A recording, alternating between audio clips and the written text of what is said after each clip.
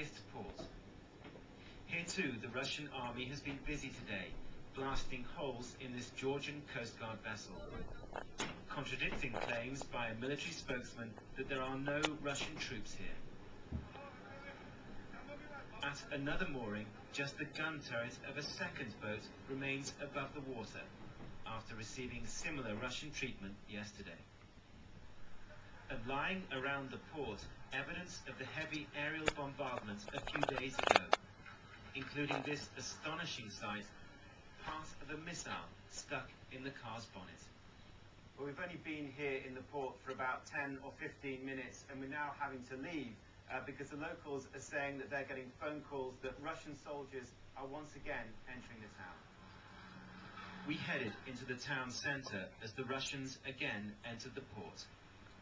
For the civilian population here, the ceasefire agreement on Tuesday has brought little relief. It's really frightening here. I can't sleep at night. Every time I hear a rumble, I go and sit outside because that makes me feel more secure. The still waters of this port obscure the reality that Russia continues to punish Georgia, and it's not clear when it's going to end. Richard Galpin, BBC News, in Poti, on the Black Sea coast.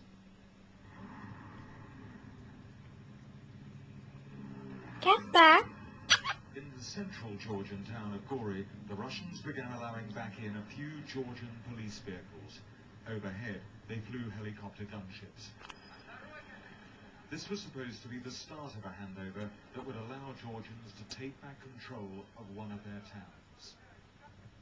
On the way in, the scale of the Russian presence was apparent.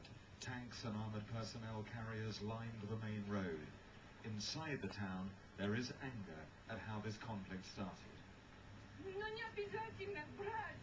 They didn't have to take up arms, said this woman.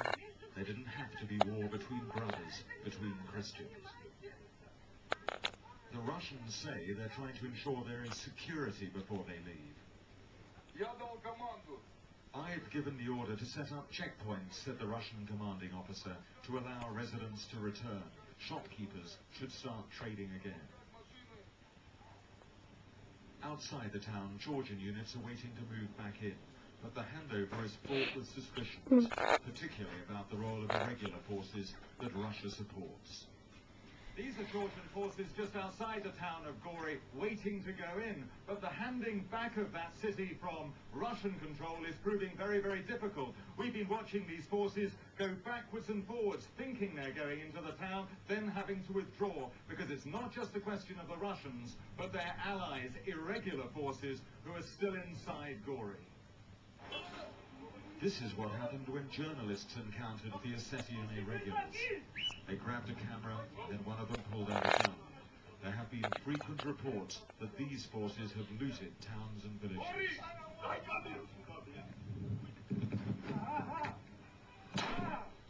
Here, the militiaman opened fire.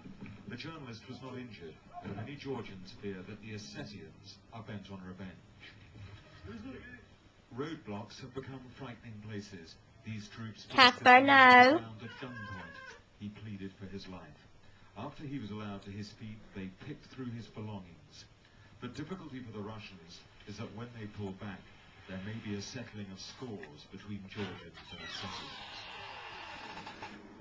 The pressure on Moscow is that many in the international community want a rapid Russian withdrawal. Gavin Hewitt, BBC News, Georgia. Casper, Well, as Gavin was hinting, their relations between Moscow and Washington have been placed under what are you real strain watching? in this Georgian crisis. The Americans insist that Russia's behaviour towards its neighbour has profound security implications, and that unless Moscow pulls back, the ties between Washington and Moscow will be badly damaged. Let's join our North America editor, Justin Webb, who's in Washington tonight. Justin. We have cards and we should play them. That is the stern advice to the Bush administration from one senior commentator here today. A feeling the administration needs Casper. to show more backbone, but a fear on the other side as well that there is a real risk of making things worse.